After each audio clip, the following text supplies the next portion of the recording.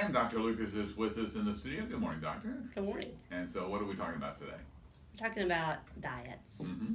And specifically what? People with diabetes, what they should eat. Uh-huh.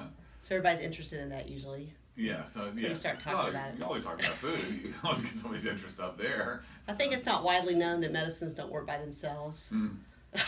There's no magic medicine that's going to fix everything and that you can eat everything you want and still have your blood sugar controlled. I guess there are certain people like marathon runners who can burn it off and eat whatever they want, but most people in general are not burning off all these calories and all these carbs. So a lot of people look towards diet. I know a lot of people that are out of control come to my office. They want to, they're expecting me to put them on another drug. They're already on 5 drugs for diabetes, and you go, well, let's try diet now. Yeah, that's right. Let's do something different. What do you normally eat? And you find out what they eat, and you're like, oh, well, no wonder the medicine's not working. And sometimes the medicine actually makes you more hungry. People on insulin tend to get hungrier. Insulin makes you hungry. There's some sulfonylureas like amyl or glyburide that make you more hungry too. So we have to worry about that when we're trying to change people's diet too. So what is the mechanism? I know some of the ones that you say make you more hungry, but there's some that advertise that say, and I may lose some weight.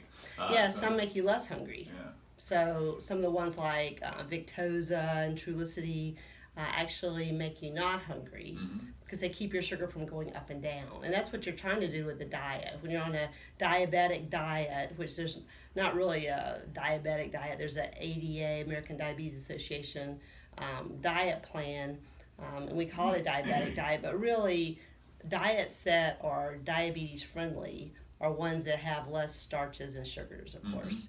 And everybody knows about the sugar part, but they don't know about the starches a lot of times, that if you eat a starch, it turns into sugar in your mouth because of enzymes in your mouth and saliva that turns starches into sugar. So the old science project of eating a saltine and eating it and eating it and eating it and not swallowing it, then it starts getting sweeter. So again, this is, so what are some other examples though of starches? Starches are bread, rice, pasta, potatoes, crackers, cereal. There's some vegetables like corn's Corn's a starchy vegetable, and potatoes are vegetables too. All right, so you have to They're watch starchy. out. They're very starchy vegetables.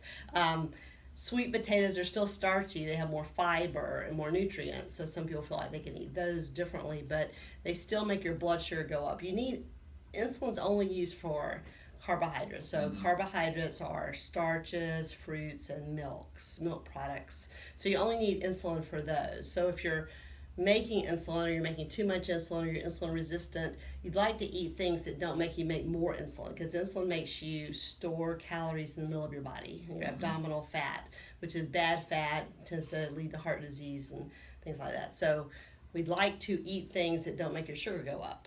Right. Now, even if you're on medicine for diabetes, you still may need the diet. You always need the diet for sure, no matter what you're on. But even the medicines don't work perfectly. And over time, your pancreas gradually wears out, doesn't make as much insulin, and so you may need more, different medicines over time. But when you first start off, you'd like to preserve your pancreas. And the way you preserve it is to not overstress it. It's already making as much insulin as it can, and it's already wearing out. That's why you have diabetes. So by the time you get diabetes, half your ability to make insulin is gone forever. So you'd like to preserve the rest of the insulin-producing cells in your pancreas for the rest of your life. So you'd like to eat to help your pancreas. Okay, so what do you talk about? So what you want to do is you'd like to have 3 meals a day. You'd like to have protein at every meal. And you like to limit the starches you're eating, if not just totally eliminate starches. So for example, at breakfast, instead of cereal, which instantly raises your sugar, or waffles or pancakes or donuts, all the stuff that we normally eat for breakfast. When eggs got a bad name, everybody switched to starches, and that messed everybody up. But anyway, going back to eggs is fine. Cottage cheese, some people like that. You can put fruit in that, or even oatmeal, which is a starch but has a lot of fiber. So starches with a lot of fiber, and I don't mean instant oatmeal, I mean regular oatmeal, have a lot of fiber, and they don't tend to make your sugar go up as much. especially if you put nuts in it, and then you can put your fruit in the oatmeal, and the fruit doesn't make your sugar go up. Like We did a story last week. I think it was that it was a survey in North Carolina. Most hated food was cottage cheese. I thought that was really bizarre. yeah, cottage cheese causes weight gain because all these people that are overweight eat cottage cheese. Now, I think when you talk about diets to people, 3 words they really don't like to hear is green leafy vegetables. I mean, but those are important, aren't they? Yeah, non-starchy vegetables is what we call it. So anything that is not starchy, that has a lot of fiber and very little carbohydrates. There's still carbohydrates, but it's very low carbohydrate, and the fiber sort of overcomes that, so you don't really even absorb very much, and it doesn't make your sugar go up. So we're talking about salad food, we're talking about squash and broccoli and cauliflower and all those things that you can eat a ton of. They say fill half your plate with that kind of stuff because it fills you up and it doesn't make your sugar go up. And it's very satisfying. There's plenty of ways of preparing vegetables that are good. Mm-hmm. Now, you get a lot of diets out there, whether it's Atkins diet or they talk about a low glycemic diet. Are those important terms?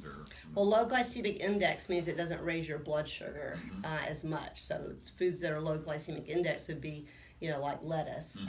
Yeah, right.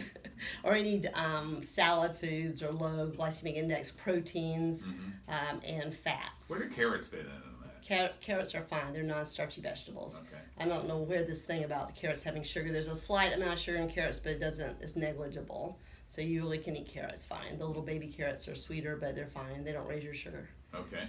All right. But how about the Atkins type of diet? Atkins diet is pretty severe. I think you have to look at all the diets, and we'll sort of talk about different ones that are popular now. But Atkins has been around forever, and they used to be like, men loved Atkins because you could eat steak.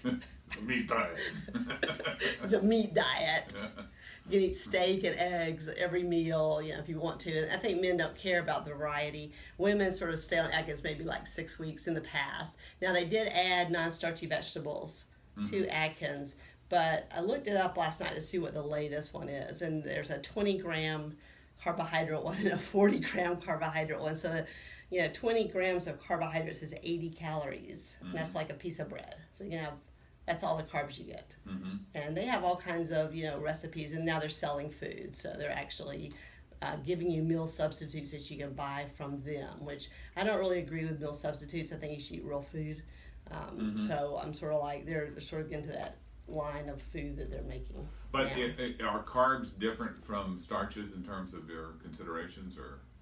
Well, starches are carbohydrates, but non-starchy carbohydrates like vegetables are still counted, I believe, at Atkins. You can eat a whole bunch of them and they don't count for much.